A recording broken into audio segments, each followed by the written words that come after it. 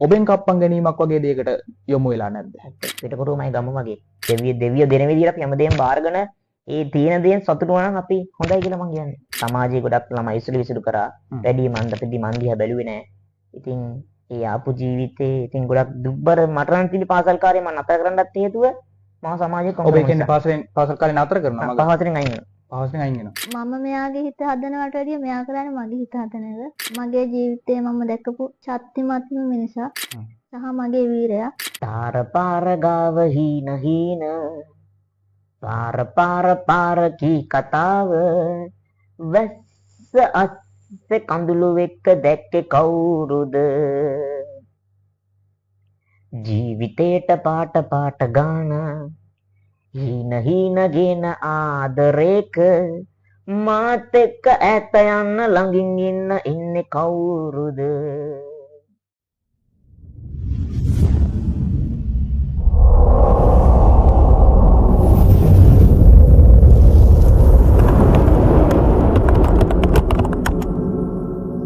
Talking Tisa. ආයුෂ බොහෝ වේවා සියලුම දෙනාට. Talking Tisa YouTube නාලිකාවේ තවත් එක් වැඩසටහනක් සමගින් සම්බන්ධ වෙන්නේ. මේ ලෝකේ මේ රටේ අපේ සමාජ ජීවත් වෙන සෑම මිනිස්සෙක්ම උත්පත්තියෙන් එක හා සමානයි. අපි එක දෙයක් අරගෙන තමයි අපි මේ ලෝකෙට මේ සමාජයට එන්නේ. හැබැයි අපි දිනෙන් දින දවසින් දවස මාසෙන් මාසේ අපි ලබන අධ්‍යාපනයන් අපි ලබන සමාජ අත්දැකීම් එක්ක අපි මිනිස්සු විදිහට පරිණත වෙනවා. එක් විදිහේ ආකාරයේ අත්දැකීම් අපි මේ සමාජය තුළ මිනිස්සුන් විදිහට එකතු කරගන්නවා. ඉතින් අද දවසේ අපේ වැඩසටහනෙන් ඔබට කියන්න යන්නේ ඊටමත් හොඳ ආදර්ශවත් කතාවක් ගැන. රටේ ලෝකේ මම හිතන්නේ ලෝකෙත් අද වර්තමානයේ වෙද්දී මේ අද අපි කතා කරන්න යන කතාවේ කතානායකයව ජනප්‍රියත්වයට පත් වුණා. හැබැයි ඒ ඔහු තුල තිබෙන කතාව සමහර තැන්වලදී හරියාකාරව එළියට ඇවිල්ලා නැහැ. එහෙම නැත්නම් ඊටමත් දුෂ්කර කටුකුණු අභියෝගාත්මක ජීවිතයක් ඔහු ගත කරනවා. ඉතින් ඔබට අපි මේ කතා කරද්දිම කවුද කියලා දන්නවා. රටේ ජනප්‍රිය ගායන දක්ෂතාවයකින් යුක්තව අද වර්තමානයේ ජනප්‍රිය පුද්ගලයෙක් බවට මොහු පත් වෙලා තිබෙනවා. එහෙමනම් අද දවසේ අපේ වැඩසටහන ගලාගෙන යන්න අපේ අද වැඩසටහන සිදු කරන්නට අපි කටයුතු කරන්නේ ගායන ශිල්පී කිව්වොත් මං නිවැරදි. ගායන ශිල්පියෙක් දැන්. මනෝජ් සංජය අයිබෝන් කියලා පිළිගන්න. අයිබෝන්. මං නම කිව්වා හරි කියලා මං ඉස්සෙල්ලාම අහනවා. හරි. ඉතින් ඒ වගේම අක්කවත් අයිබෝන් කියලා පිළිගන්නවා. අක්කත් අද දවසේ අපිත් එක්ක එකතු වෙලා ඉන්නවා. නම කිව්වා වගේම මං අද දවසේ වැඩසටහන අයියා කියලා කතා කරලා අපි සුහදව කතා බහ යමු. අනිවාර්යයෙන්ම. ඉතින් මම කියවනේ මුලින්ම ජීවිතේ වෙනස් විදිහේ අභියෝග ජීවිතේ වෙනස් විදිහේ අත්දැකීම් මිනිස්සු විදිහට අපි ලබනවා අපේ සමාජ ජීවත් වෙද්දී. මම මුලිනුත් කතා කරා මිනිස්සු ඉපදෙන්නේ සමානව. අපේ ඉපදෙන්නේ සමාන වුණාට මැරෙන්නේ සමාන විදිහට නෙමෙයි. පරිණතභාවයන් එක් විදිහට යනවා. මුලින්ම අපේ කතා බහ ප්‍රවිෂ්ඨ වීමේදී මම ඔබෙන් අහන්න කැමතියි අයියේ. ඇත්තටම දැන් ඔබ සාමාන්‍යයෙන් තමන්ගේ ජීවිතයේ උත්පත්තිය ලැබලා ටිකෙන් ටික පරිණත වෙද්දී ඔබගේ ජීවන භූමිකාවත් එක්ක ඔබ ලැබපු අත්දැකීම් කොහොමද? අභියෝගාත්මක අත්දැකීම් විශේෂයෙන්ම. ජීවිතේ ගොඩක් අභියෝග තිබ්බා මට පුංචි කාලේ යන්න. අනිවාර්යයෙන්. මම ඉපදෙද්දී මම දන්නේ නැහැ මම මෙහෙම කියලා සමාජය අපිට අපි බුද්ධ ආගමේනේ. බුද්ධ ආගම අනුකූලව තමයි අපිට හැමදේම දෙවියන් වහන්සේ දෙන්නේ. ඒ ආන්සර තමයි මම ඉස්කෝලේ ගියා. ඉස්කෝලේ යන ජීවිතේ මම ඉගෙන ගත්තේ පහසට විතරයි. මොකද ඉස්සර තිබ්බ සමාජයත් එක්ක අපිට වැටුනේ ගොඩාක් අපහසුතාවය. ඉස්කෝලේ ගියත් සමාජයකට ගියත් පන්සලකට ගියත් පල්ලියකට ගියත් අපි දිහා බලන එක එක කෝණ වලින් අපේ ලංකාවේ අය. ඉතින් ඒ කටුකෝල ජීවිතෙත් එක්කම තමයි අද මෙච්චර දුර ගමනක් ආවේ. ඔව් ඇත්තටම. ඒ අභියෝග තමන්ගේ ජීවිතේට කුඩා කාලේ ඉඳන් එද්දී මම තවත් ප්‍රශ්නයක් හරස් ප්‍රශ්නයක් අහන්න කැමතියි. තමන්ට නිකන් තමන් බාලය තමන්ට මේක මානසික ප්‍රශ්නයක් බවට පත් වුනේ නැද්ද?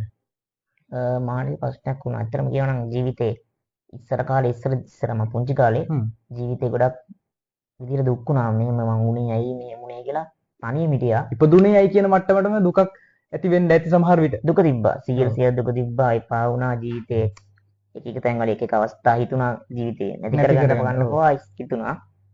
කොහොම හරි ඉතින් ඒක දැනගත්තා අපේ තියෙනවා මේ සංගමයක් Kill People කියලා.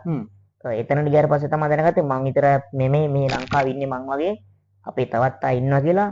එතකොට තමයි දැනගත්තේ මම තනි වෙලා නැහැ කියලා. එතනට සම්බන්ධ වෙන්නේ කොහොමද? සහ මේ කොයි වගේ වයසකදීද එතනට සම්බන්ධ වෙන්නේ? මං 2019 2019 කියන්නේ ඔබට වයස? මට දැන් 23යි. එතකොට මට එතකොට පාසල් VA වගේ පාසල් ඉවරයි මම. පාසල් ඉවරයිනේ. එතනට සම්බන්ධ වෙන්නට සම්බන්ධ වෙනවා. ඒත් එක්කම දැන් පාසල් වියේදී සාමාන්‍යයෙන් අපේ සමාජයේ අනිත් බොහෝ අය දන්නවා සමහර අඩුලුහුලුකම් එහෙම නැත්නම් විශේෂ අවස්ථා තියෙන සිසුසියන්ට එහෙම නැත්නම් ශිෂ්‍ය ශිෂ්‍යාවන්ට යම් අභියෝගාත්මක ජීවන කාලයක් තමයි පාසල් කාලය කියන්නේ. ඔබටත් ඇති ඒ වගේ ලොකු අභියෝගාත්මක අත්දැකීම්. අපි මේ පිළිවෙලක් කතා කරන්නේ ඇත්තටම පාසල් කාලේ හරිම දුකයි. ඇත්තටම මම ඉගෙන ලැබුවේ ප්‍රියංගවඩ තල්ගස් මොටේ කස්සප කනිෂ්ඨ විද්‍යාලයේ. ඉතින් ඒ පාසල් කාලේ යන කාලේ ගොඩක් දුක්බරයි කියන්නේ. ඊට පස්සේ කවුරුත් අපිව ගණන් ගත්තේ නැහැ. අන්තිමටම දාලා තිබ්බේ ඉගෙනුවේ නැහැ අපි වගේ. සමාජයේ ගොඩක් ළමයි ඉසුළු කරා. වැඩි මන්දපෙදි මන් දිහා බැලුවේ නැහැ. ඉතින් ඒ ආපු ජීවිතේ ඉතින් ගොඩක් දුක්බර මට නම් තිබි පාසල් කාලේ මම නතර කරන්නත් හේතුව මම සමාජයේ ඔබ කියන්නේ පාසල් කාලේ නතර කරනවා මම පහසෙන් අයින් වෙනවා. පහසෙන් අයින් වෙනවා. ඒ කියන්නේ අධ්‍යාපනයක් ඊට පස්සේ ලැබෙන්නේ නැහැ. අන්න ආස තිබුණා. ඔව් ඒත් අර ප්‍රශ්න ටික ටිකින්ද මට යන අම්මා තාත්තා එක්ක යන්නේ ගණන් ගන්න එපා.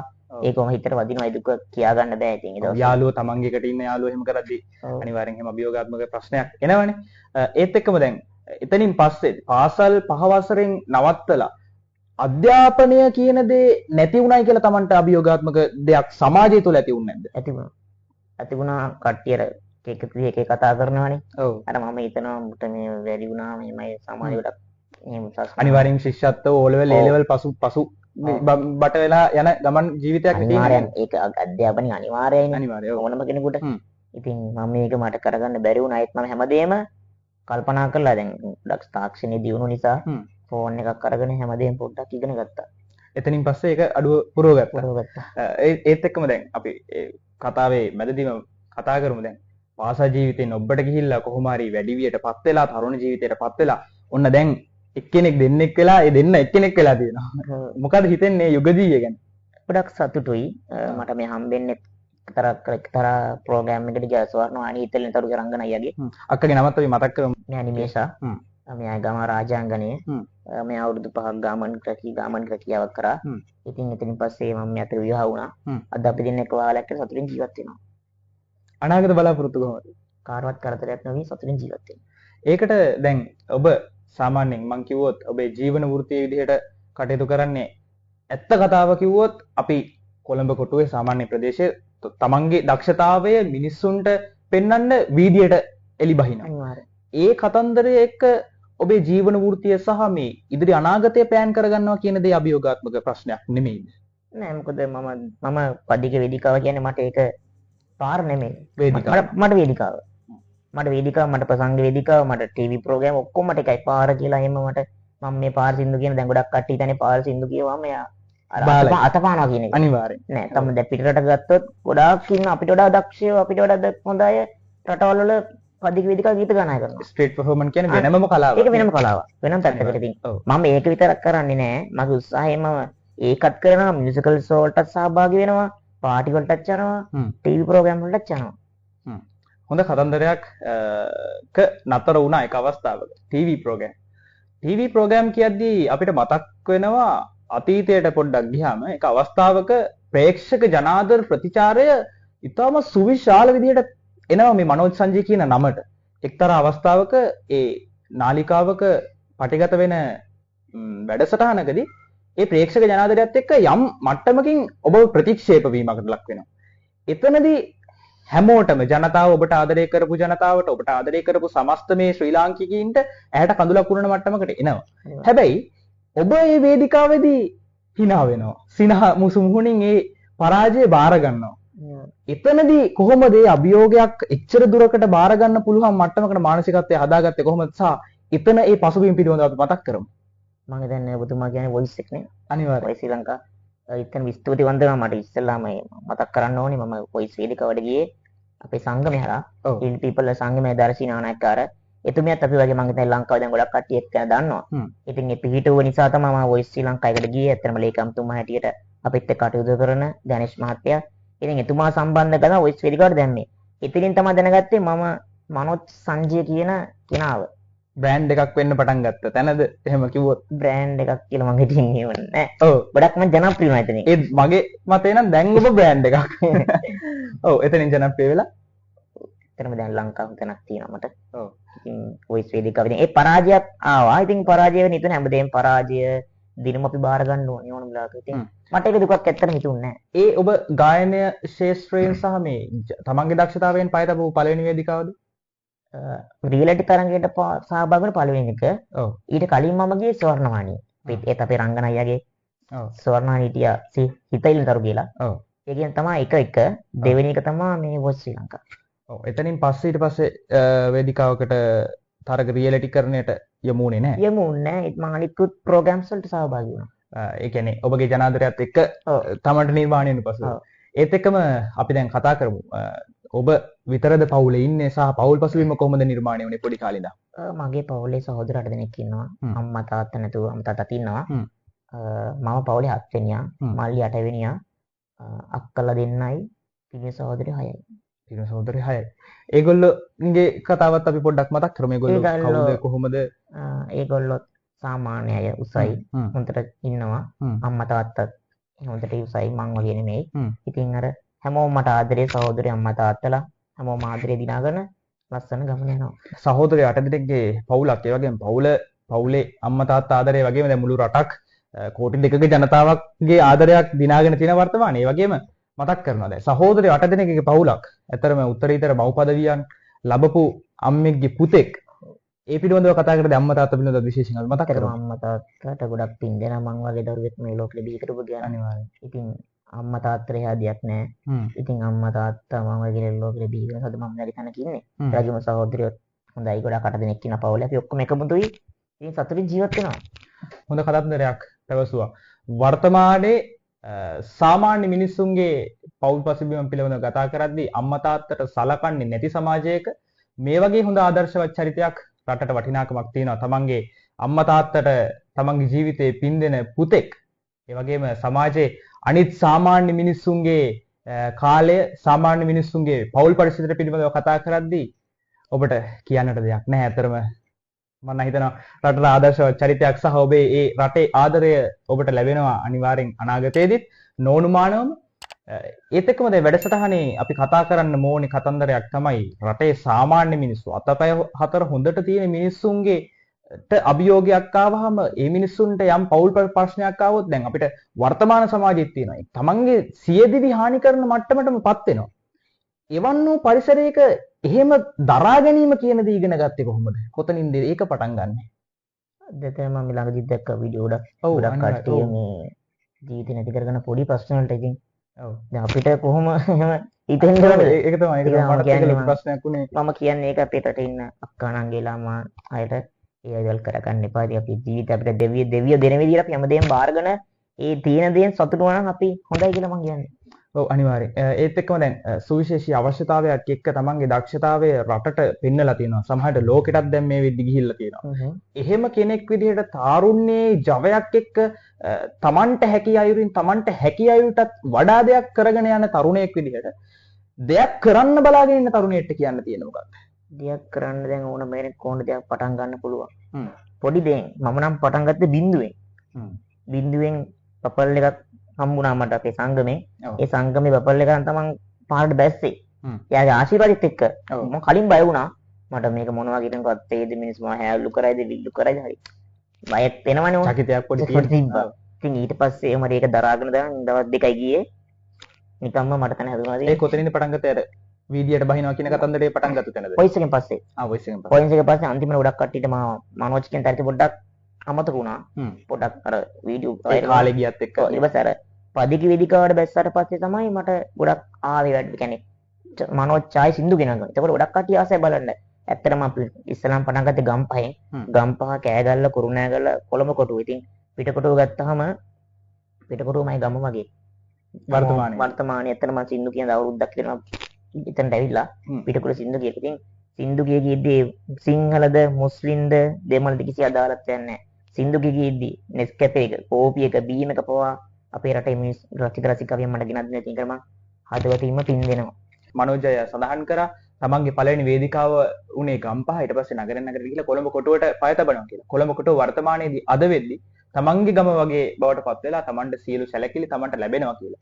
ඒත් එක්කම කතාවේ අපේ සාකච්ඡාවේ මැදදී සඳහන් කරා ඔබ අර අතපෑමක් නෙමෙයි අපි කරන්නේ. අපේ දක්ෂතාවයේ මේ එළියට දාන දෙයක් කරන්නේ. අපේ දක්ෂතාවයෙන් මේක වෙනම කලාවක් විදිහට ගෙන යාමක් කරන්න කියලා. මම අහන්න කැමතියි දැන් කොළඹ නගරය කියන්නේ වෙනස්ම විදිහේ සංස්කෘතියක්, වෙනස්ම විදිහේ සංකීර්ණ, කියන්නේ නගර වලින් සංකීර්ණ බවට පත් වෙච්ච නගරයක්. හරි අමාරුයි.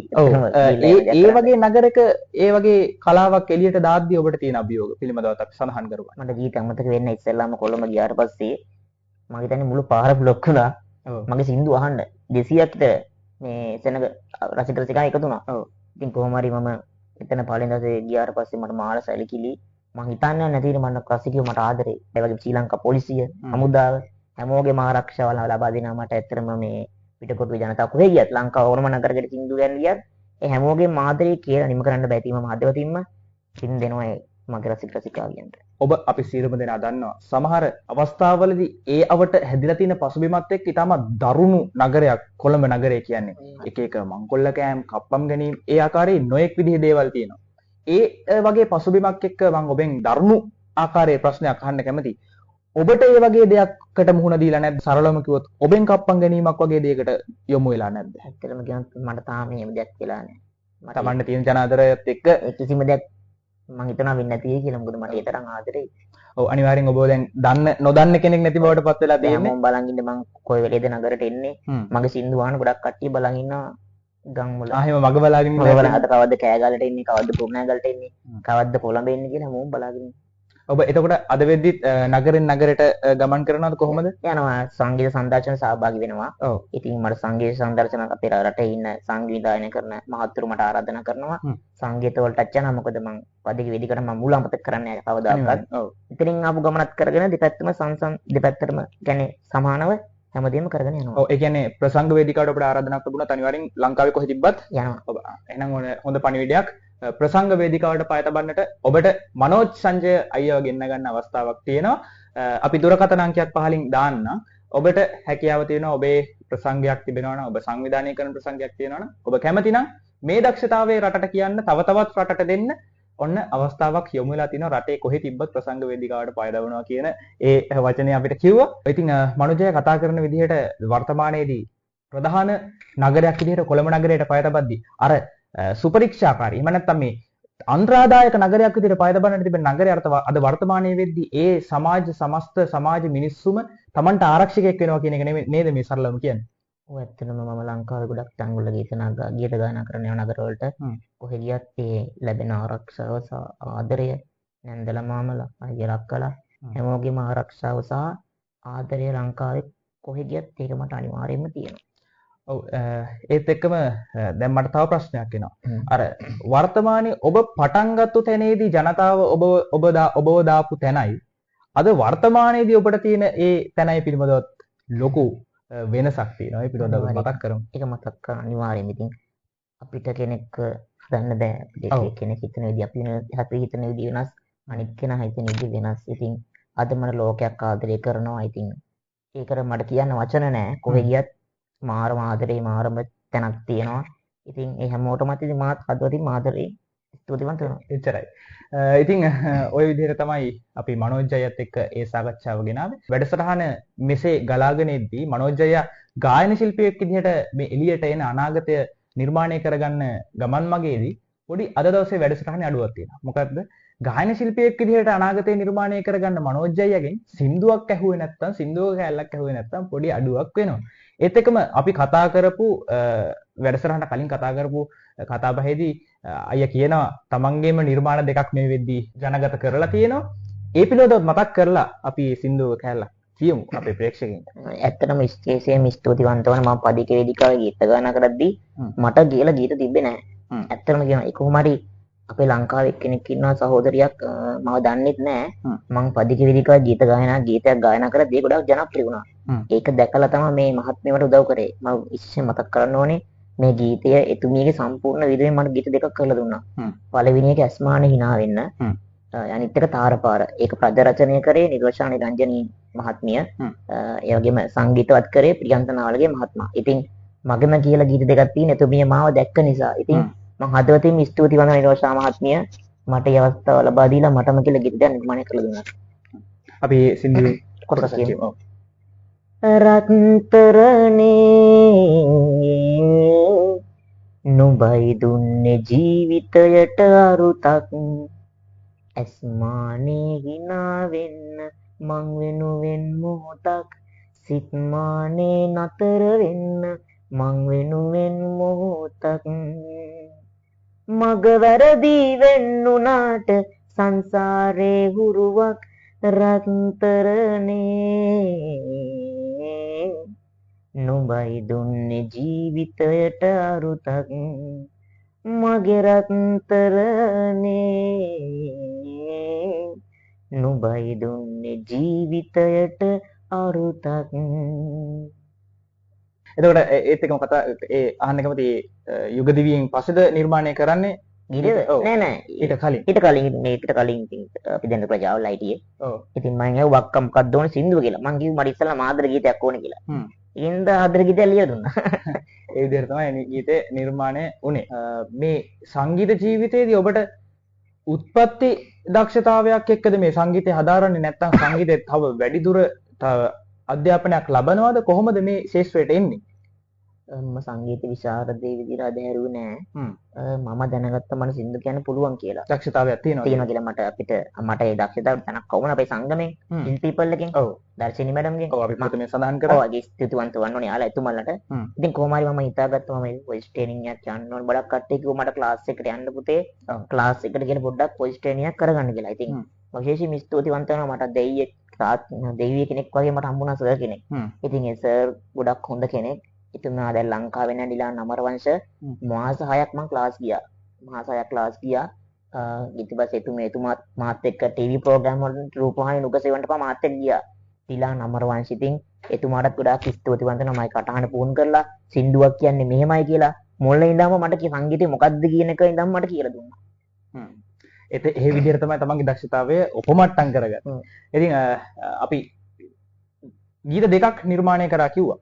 දෙවෙනි ගීතයත් අපි පොඩ්ඩක් ගීතේ කොටසක් කියමු.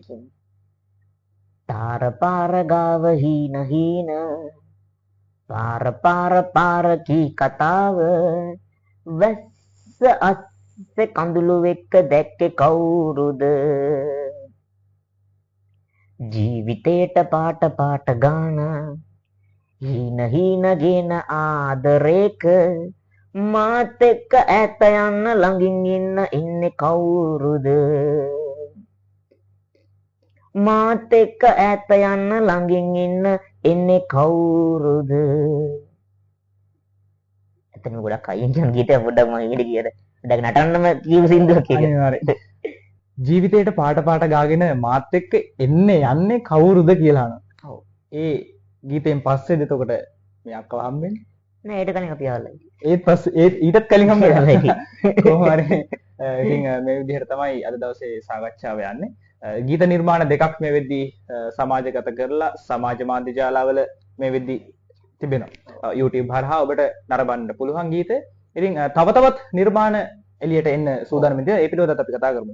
දැනට මගේ ගීත දෙකක් තියෙනවා. ඒ දැනට විෂුවල් එකක් කරලා නැහැ දෙකටම. ඉතින් ඒක දැනට MP3 විදියට YouTube එකේ දාලා තිනවා. ආස්මාන් hina වෙන්න මං වෙනුවෙන් මොහොතක් තාර පාර ගාව hina හින ඉතින් මම ඉල්ලා සිටිනවා මගේ තවත් ගීත ඉස්සරහට බලාපොරොත්තු වෙන මං හිමින් මගේ ගීත ඉස්සරහට ගේනවා. මං කියන හැමෝටම මගේ රසික රසිකාවෙන් එක පොඩ්ඩක් ෂෙයා කරලා ඒ ගීතය ඔයාලගේ හදවතට ගන්න අහන්න ඉස්සෙම කියලා මං කියනවා. ඔව් ඉතින් ඒ ආරාධනාවත් එක්ක ගීත නිර්මාණ ශ්‍රවණය කරන්නට ඔබට අවස්ථාවක් තියෙනවා බලන්න අවස්ථාවක් තියෙනවා තව ඉස්සරහට තව වැඩි දියුණු වෙලා ගීත නිර්මාණ වීඩියෝ පටත් එක්ක එහෙම නැත්නම් වීඩියෝ දර්ශනත් එක්ක ඔබට සමාජ ජාලා ඔස්සේ නරඹන්නට පුළුවන් මනෝජ් සංජය කියන නම තව ඉස්සරහට රටට ලෝකයට තව තවත් හුරු වෙයි. ඉතින් මේ වැඩසටහනේදී අක්කා නිශ්ශබ්දව ඉන්නවා. අපි අනිවාර්යෙන් අක්කත් එක්කත් කතා කරන්න ඕනේ. මනෝජ් සංජය අයියව කොහොමද හම්බෙන්නේ වගේ. ඒ වගේම මෙතනට මනෝජ් සංජය අයියාගේ මේ යන පසුබිමට කොහොමද ශක්තියක් උනේ සහයෝගයක් උනේ කියලා අපි අනිවාර්යෙන් කතා කරන්න ඕනේ. නිමේෂයක්කට කියන්න දේවල් ඇති. ඇත්තටම අපේ මනෝජ් සංජය අයියව හම්බෙන්නේ කොහොමද සහ මේ ගමන එන්නේ කොහොමද? යුගදීයක් විදිහට දැන් දෙන්නේ එක්කෙනෙක් වෙලා තියෙනවා. අපි ඒ පිළිවෙල පොඩ්ඩක් මතක් කරමු. මනෝජ් මම මුලින්ම දකින්නේ ටීවී එකේ. එක්තරා වැඩසටහනකදී. හ්ම්. ඊට පස්සේ තමයි මම ඉස්සරව මෙයාට කෝල් එකක් ගත්තේ. අක්කා තමයි මුලින්ම කෝල් එකක් ගන්නෙ. ඔව්. ආ. මම ගත්තේ මෙයාට. ආ. ඊට පස්සේ තමයි ඉතින් කතා කරේ.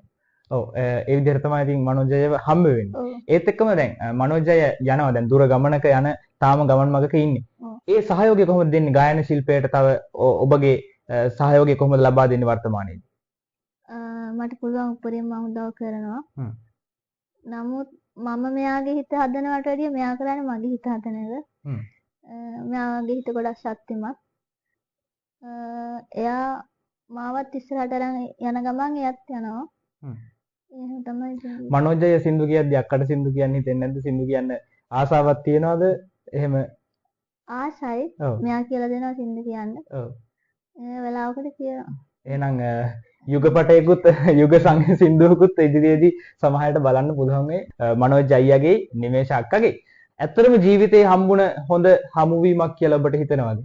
අනිවාර්යයෙන්ම මගේ ජීවිතේ මම දැකපු ශක්තිමත්ම මිනිසා සහ මගේ වීරයා. ඊට වැඩිය දෙයක් කියන්න නෑ මට මෙයා ගැන.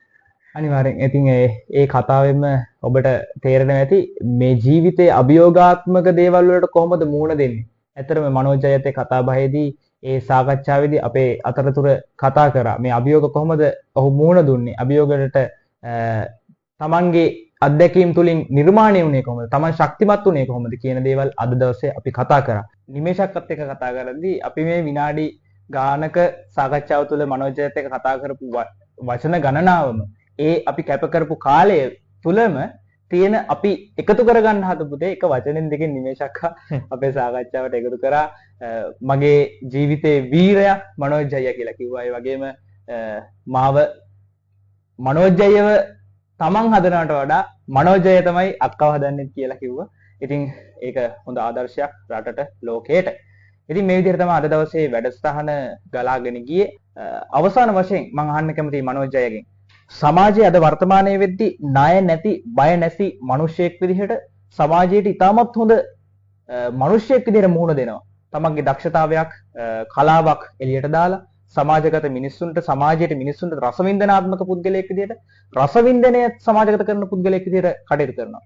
මේ සියලු දේත් එක්ක සමාජයේ අනිත් මිනිස්සුන්ට දෙන්න තියෙන පණිවිඩයක් තියෙනවා නම් ඒ පණිවිඩයත් ලබා දීලා ඔබට අවසාන වශයෙන් කියන්න තියෙන දේ කියලා අපි වැඩසටහන අවසන් කරමු. හොඳ ප්‍රශ්නයක් අන්තිම මොහොතේ අහන්නේ. ඇත්තටම මම හිතන්නේ අපි වගේ සිංහලුවා ඉන්නවා තවත් ලංකාවේ. දැන් ගොඩක් කට්ටිය ලැජ්ජා ඉස්සරහට ඉන්නේ අර මං පුංචි කාලේ හිටියා වගේ. ගොඩක් කට්ටිය හැංගිලා ඉන්නවා නංගිලා මල්ලිලා අක්කලා ඊට ඉතින් මම කියන්නේ හැංගිලා ඉන්න එපා අපිත් එක්ක එකතු වෙන්න අපේ මම සමාජයට කියන එක දෙයක් කිසිම කෙනෙක්ව සමාජය කොන් කරන්න එපා. අපි අනුකම්පා බලාපොරොත්තු වෙන්නේ නැහැ. ඒ අයත් එක්ක කතා කරලා එයි නිකන් අමුතු විදියට බලලා තට්ටු කරලා දරුවට පෙන්වන්න එපා මෙහෙමයි කියලා පෙන්වන්න බෑ. ඒක සමාජයේ ලොකුම දුකක් ඇති වෙනවා. මොකද මම අත්දැකීම් වින්දා ඒ දුක. ඒක නිසා මම සමාජයට කියන කිසිම කෙනෙක් කොන් කරන්න එපා. එයාට ආදරෙන් කතා කරන්න. ඇත්තම දැන් අපිට කවුරුත් එම දැන් ගොඩක් අඩුයි ඒක සමාජයේ මාධ්‍යවල කියලා දැන් නැහැ. මම ඉස්සරහ කියන ආදරේ හැමදාම අපි වෙනුවෙන් තියාගන්න දැක්කොත් කතා බහ කරන්න. ඒ අනුකම්පාව එපා අපිට කතා කරන්න. ඒකයි දිහා අමුතු විදිහට බලන්න එපා කියලා මම ආදරෙන් අපේ ලංකාවේ ඉන්න සහෝදර සහෝදරියන් ඉල්ලා සිටිනවා. ඒ වගේම ස්තුතිවන්ත වෙනවා මට ආදරය කරන රසික රසිකාවියන්ට. මට ලංකාවක් නෙමෙයි මුළු ලෝකයක්ම පිටරට ඉන්න අය පවා කතා කරලා මට උදව් උපකාර කරනවා. ඒ වගේම අපි දෙන්නගේ ඉව හවුස් එකට ගොඩක් අපිට ඇඳුමට ඒ කියන්නේ හැම දෙයකම අපිට ඔක්කොම නොමිලේ කරලා දුන්නා. මතක් කරනවා සැලොන් එක ප්‍රාර්ථනා සැලොන්. ඒ වගේම තවත් සහෝදරයෙක් ඉන්නවා ගෝනපල ශාන් අයියා ඩීජේ ශාන් අයියා. ඒ වගේම මතක් කරනවා පියංගොඩ පොලිසියේ මයි ගමේ පොලිස් මහතුරු වගේම අද දිනේ අපි පවත්වන්නේ හේඩාවේ මහත්තයා කමල් මහත්තයා. ඉතින් ඔබතුමාට බොහොම ස්තුතිවන්ත වෙනවා. ඒ වගේම ඔබතුමාටත් අපිට ආරාධනා කරාට ඒ වගේම මම මතක් කරන අපේ ලිටල් පීපල් සංඝය අපි වගේ අය ඉන්න සංගමයක් තියෙනවනේ. ඒකත් එක්ක සම්බන්ධ වෙන්න අපිත් එක්ක යොදවන අපේ ලස්සන ගමනක් අපි යනවා කට්ටිය එකතු කරන. ඒකට සම්බන්ධ වෙන්න කියලා මගේ ආදරණීය රසික රසිකයන්ට ආයන්ට බොහොම ස්තුතිවන්ත වෙනවා. කොටින්ම කිව්වොත් සරලව කිව්වොත් ඇත්තටම කිව්වොත් මේ තමයි අත් නොහැරපු ආත්ම විශ්වාසය. මේ කෙටි කාලය තුලදී අපි ලොකු දෙයක් ලොකු ආදර්ශයක් සමාජගත කරා කියලා හිතනවා. අද දවසේදීත් අපි මේ වැඩසටහන පටිගත කරේ මේ පරිශ්‍රය අපිට වෙන් කරලා දුන්නේ හේඩෑව නේචර් රිසෝට් ආයතනයේ ආයතනාධිපතිතුමා නන්දන කමල් කුමාර මහත්මයා. එතුමාණන්ගේ සම්බන්ධීකරණයත් එක්ක තමයි අපි මනෝජ් අයව මුණ ගැහෙන්නේ. ඉතින් ඒත් එක්කම ඔහුගෙන් ගන්න තියෙන ඔහුගෙන් දෙන්න සමාජයට තියෙන ආදර්ශය සමාජගත කරන්න ටෝකින් තිසා අපි මේ උත්සාහය දැරුවේ. ඉතින් මේ උත්සාහය ප්‍රයත්නය සාර්ථක වුණා කියලා හිතනවා. ඔබ වැඩසටහන නරඹලා ඔබේ තියෙන අදහස් උදහස් සියල්ල කමෙන්ට් එකකින් දාගෙන යන්න. ඒ වගේම වීඩියෝට ලයික් කරන්න. ඒ වගේම ටෝකින් තිසා YouTube නාලිකාව subscribe කරලා තියාගන්න. අවසන් කරන්න මත්තෙන් අපේ මනෝජයට ස්තුතියි කියලා කියනවා. ඒ වගේම අක්කලත් ස්තුතියි. අපිත් එක්ක මේ කාලය බෙදා ගන්න මේ වැඩසටහනත් එක්ක එකතු වුණාට. ඒ වගේම හේඩෑව නේචර් රිසෝට් ආයතනයේ ආයතනාධිපතිතුමා නන්දන කමල් කුමාර මහත්මයාටත් අපගේ ටෝකින් තිසා හදපිරි ස්තුතිය පුද කර සිටිනවා. මේ පරිශ්‍රය අද දවසේ මේ වැඩසටහනත් එක්ක බෙදා ගන්න වෙන් කර දුන්නේකට. ඉතින් එහෙමනම් තවත් සුවිශේෂී සහ ආදර්ශමත් වැඩසටහනකින් ඔබත් එක්ක හමු වෙනතුරු අදට අපි සමුගන්නවා. ඔබ සියලුම දෙනාට සම්මා සම්බුදු සරණයි.